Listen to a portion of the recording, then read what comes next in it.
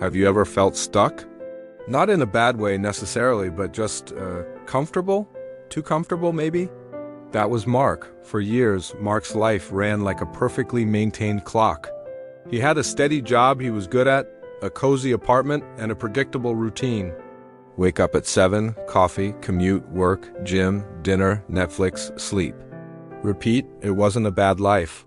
In fact, on paper, it was the kind of life many people strive for: stable, secure, safe. But lately a strange feeling had been creeping in. A quiet, persistent whisper that asked, "Is this it?" He'd scroll through his social media feeds and see friends hiking majestic mountains, learning new languages, or launching their own businesses. He'd feel a brief pang of something he couldn't quite name. It wasn't jealousy, not really. It was more like a sense of faded color. His own life, once vibrant, now seemed to be in grayscale. The promotions at work, the new season of his favorite show, it all felt like just another tick on the clock, not a genuine moment of joy or accomplishment.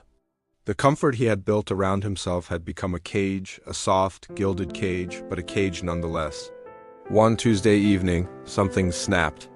Mark was staring at his perfectly arranged spice rack, a small monument to his orderly life, when he realized he hadn't tried a new recipe in over a year. He hadn't read a book on a subject he knew nothing about.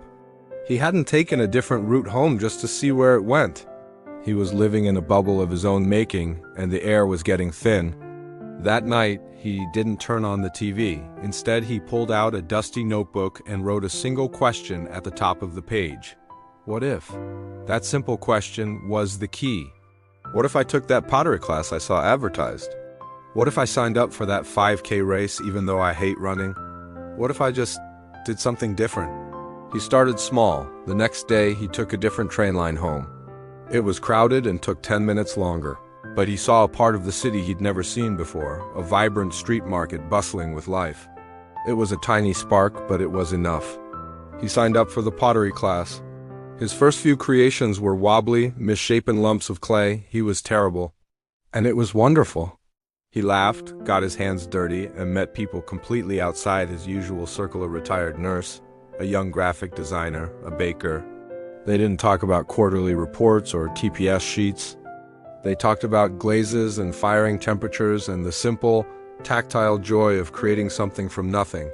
For the first time in a long time, Mark felt a flicker of genuine excitement. This small act of stepping out of his comfort zone created a ripple effect. He started saying yes to things he would have previously dismissed. A weekend camping trip with a colleague? Yes, an online course in astrophysics, a subject he'd last thought about in high school? Yes. Trying that ridiculously spicy dish at the new Thai restaurant? Absolutely, yes. Not every new experience was a home run. The camping trip involved a leaky tent and a lot of mosquitoes.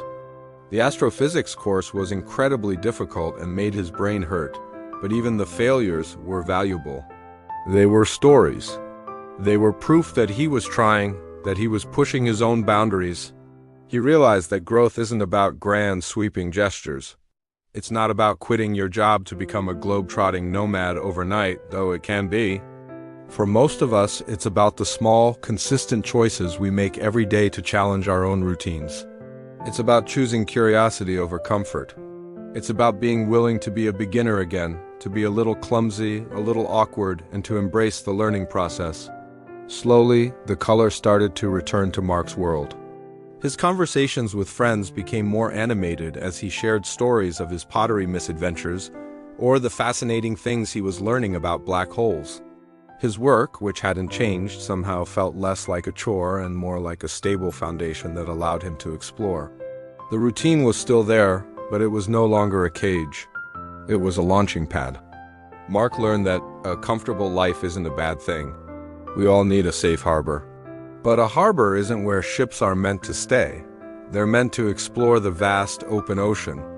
Our comfort zone is our harbor, a place to rest and refuel. But growth, adventure, and the most vibrant parts of life happen when we have the courage to lift the anchor and set sail, even if we're not entirely sure of the destination. So I want to ask you the same question Mark asked himself: what if? What's one small thing you can do this week to step outside your routine? Maybe it's trying a new coffee shop, listening to a different genre of music, or picking up a book on a topic you know nothing about. You don't have to overhaul your entire life. Just poke a small hole in the bubble, see what happens. The journey of 1,000 miles begins with a single step, and often, that step is just a little to the left of your usual path. Mark's story isn't about becoming a different person. It's about rediscovering the person he always was, buried under layers of comfortable habits. He found that growth wasn't something to be achieved and then finished. It was a continuous process, a dance between stability and exploration. His life is still orderly, but now it's an intentional order, punctuated by moments of beautiful, messy, wonderful chaos. And he wouldn't have it any other way. If you've ever felt like Mark, remember that it's never too late to reintroduce that spark. Your adventure is waiting for you, and it might just be hidden in a pottery class, a different route home, or in the answer to a simple question, what if? Thank you so much for watching. If this story resonated with you, let me know in the comments what small step you're inspired to take. Don't forget to like and subscribe for more stories about personal growth and finding your way. See you in the next one.